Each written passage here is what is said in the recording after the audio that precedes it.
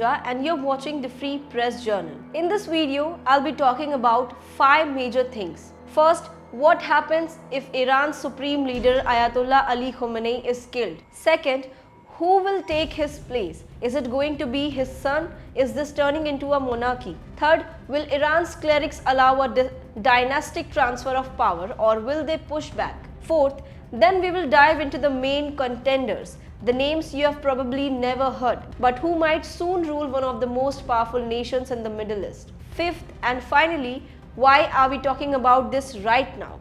What changed?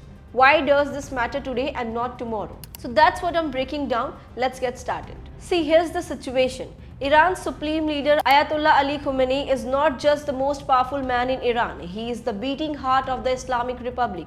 But for the first time in decades, that heart may be under threat. Because in the past few days, we have heard something extraordinary. Israel's Prime Minister Benjamin Netanyahu said out loud, killing Khamenei could end the conflict. Let that sink in. This was a threat. And it wasn't just Netanyahu. Israel's defense minister even compared Khamenei's fate to Saddam Hussein. And guess what? US President Donald Trump, who is now back in office, reportedly vetoed an Israeli plan to assassinate Khamenei. So now we are in a completely different game. This isn't just military strikes or nuclear posturing. This is about regime decapitation. This is about what happens the day after Khamenei is gone. So let's ask the question everyone's now whispering. What if Khamenei falls? Who takes over Iran? Now, who picks the next supreme leader? Contrary to what you might think, there is no public election, there is no campaign, there is no debate on TV. The decision is made by a powerful secretary body called the Assembly of Experts. It's made up of 88 senior clerics, supposedly elected by the people but really vetted by Iran's Guardian Council, which is itself controlled by Khamenei's loyalists.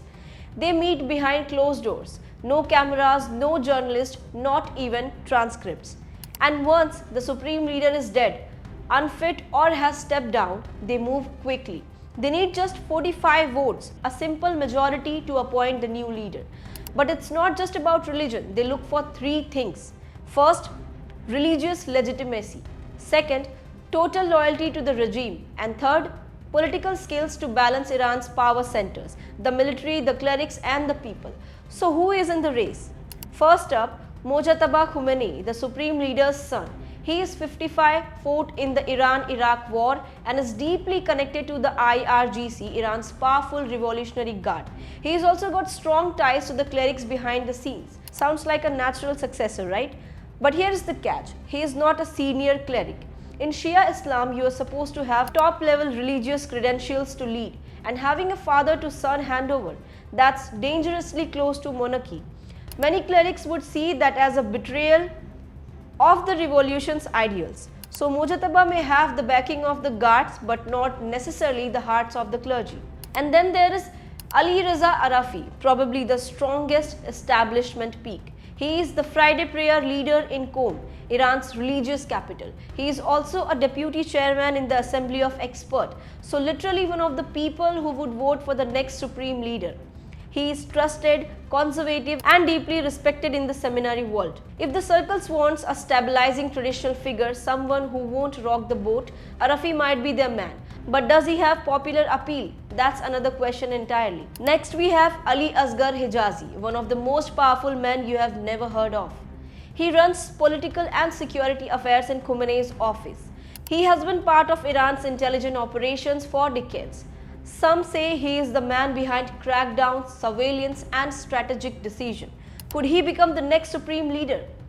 Well, maybe, but he is more likely to be a kingmaker, someone who pulls strings behind the scenes to install a candidate he can control. If Mojtaba wants to rise, Hijazi's blessing might be critical. Then we have got Ghulam Hossein Mohseni Ezai, the current head of Iran's judiciary. He is a former intelligence minister and spokesperson. He has the religious rank, the conservative credentials and the loyalty to the regime. He is known for being tough, a hardliner through and through. If Iran descends into chaos after Khamenei, the regime may pick someone like Ezai to hold the country with an iron fist. But again, would that calm tensions or inflame them? Now talking about other contenders. See, there are others too.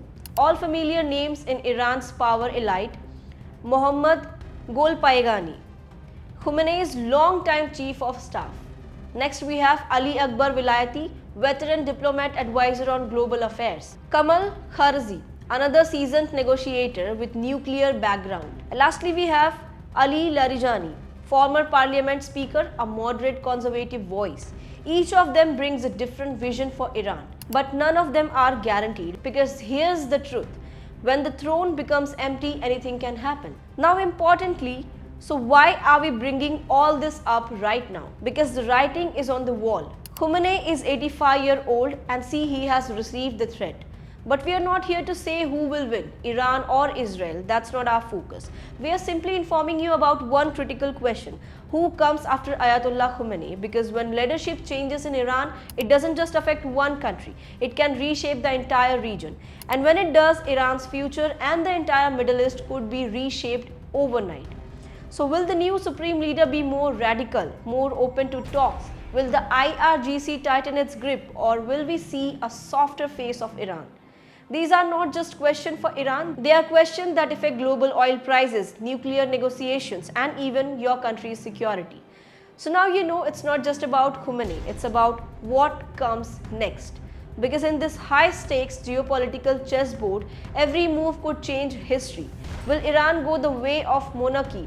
With Mojtaba taking the reins? Or will the clerics and generals wrestle for control behind closed doors? We'll be watching the signals, the statements, the security moves, the appointments, because that's where the real story unfolds.